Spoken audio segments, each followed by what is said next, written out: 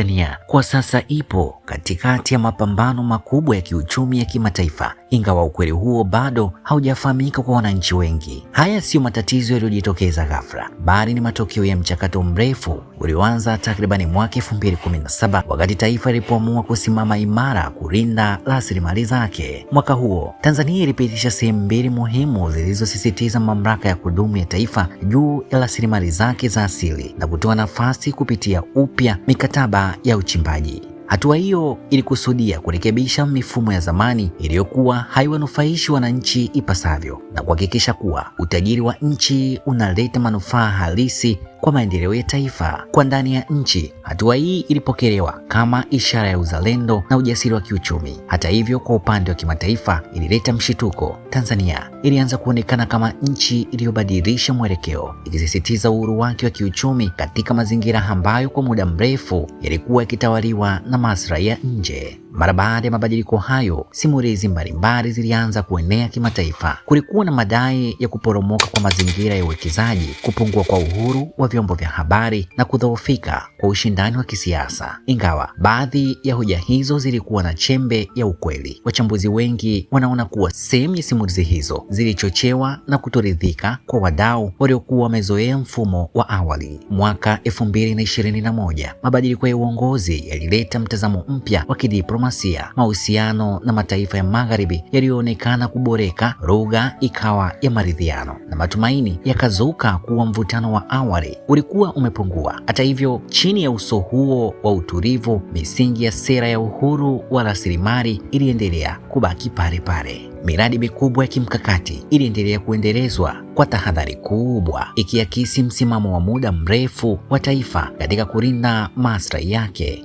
Wakati baadhi ya mazungumzo na washirika wa jadi yalikwama, Tanzania ilianza kupanua wigo wa ushirikiano wake wa kimataifa, hatua iliyodhihirisha mabadiliko ya mizani ya nguvu katika uchumi wa dunia. Sambamba na hayo, uwanja mwingine wa mapambano ulianza kuchipuka kimya kimya mitandaoni. Katika dunia sasa, migogoro ya kimataifa haihusishi tena silaha pekee, bali pia simulizi, mitazamo na ushawishi wa kisaikolojia. Kuanzia mwaka 2023, mazingira ya mijadala ya kidijitali nchini Tanzania yalianza kuwa mgawanyiko mkubwa, huku simulizi tofauti zikishindana kuathiri maoni ya umma. Mwaka 2025, matamko rasmi ya taifa yaliyosisitiza tena mamlaka ya Tanzania juu ya rasilimali zake yalionyesha wazi kuwa msimamo wa nchi haukubadilika. Matukio yaliyojitokeza baadaye mwaka huo hayakuwa ya bahati mbaya, bali yalionekana kuwa matokeo ya shinikizo lililokuwa likijengeka kwa miaka mingi. Kwa ujumla, hali ya Tanzania haiwezi kuelezwa kwa mgogoro wa tukio moja. Ni simulizi pana ya taifa linalojitafutia nafasi yake katika uwanja wa dunia, likitetea uhuru wake wa kiuchumi na kusonga mbele kwa tahadhari katika mchezo mkubwa wa maslahi ya kimataifa. Ripoti ya Media Wire Express. Mimi ni Joseph Isangura.